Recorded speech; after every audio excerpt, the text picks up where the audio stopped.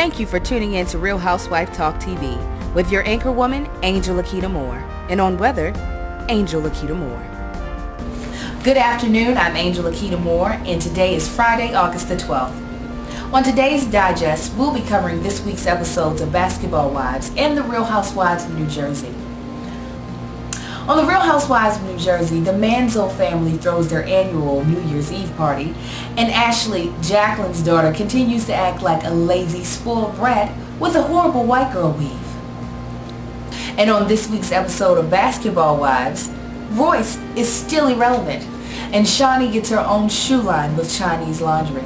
Now on to weather with our weather girl, Angel Akita Moore. Angel? Thanks, Angel. In this week's weather, up north, most of the cast of New Jersey is experiencing a cold front due to Teresa's bitterness and unwillingness to forgive and move on with her life. As we move further down the coast in Miami, they experience some short rains during Evelyn and Chad's argument. Luckily, the sun began to peek its little head out when they made up and Jen decided to plan and throw her divorce party. However, there was a very swift and abrupt change in weather when a tsunami hit the coast of Jennifer's face. That's all I have here in weather. Back to you, Angel.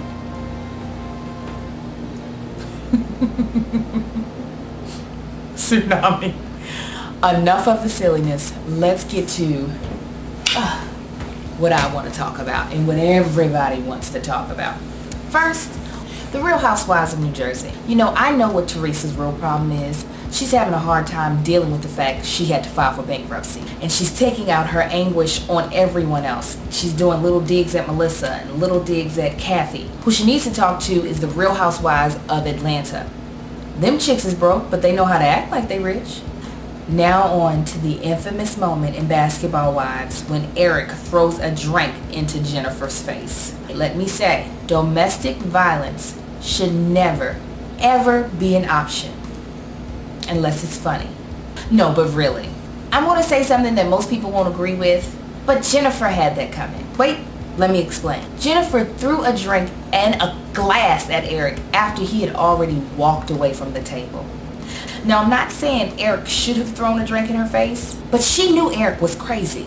She knew he was the type of man that would do that.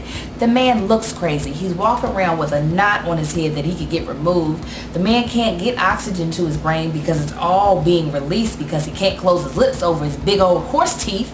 Not only did he throw a drink in her face, he hummed it in her face. About knocked her color contacts about her eyes. Did you see her blinking when she was getting up?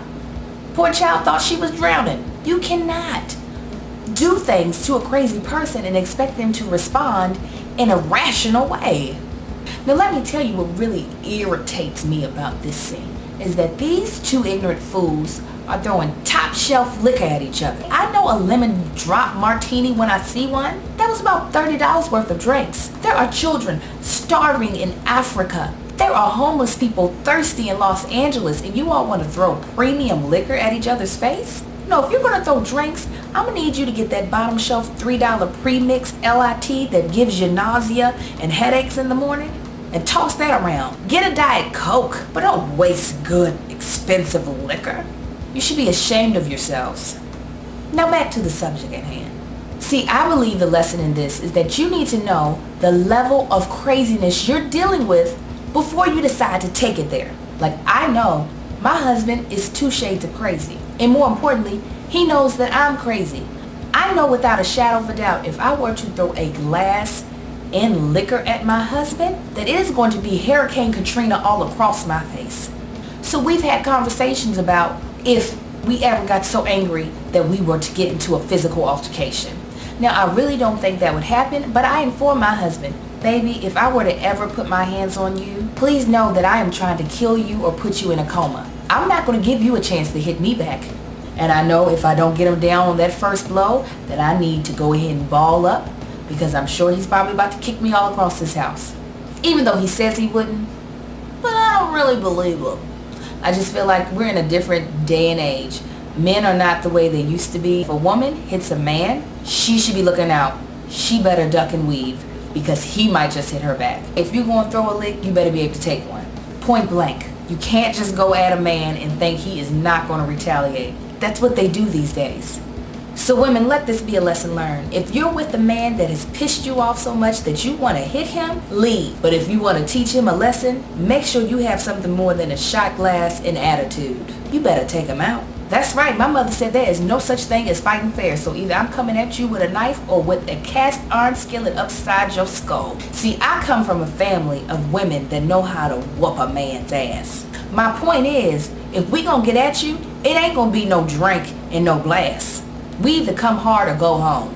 So before I go, I have a question for all my viewers.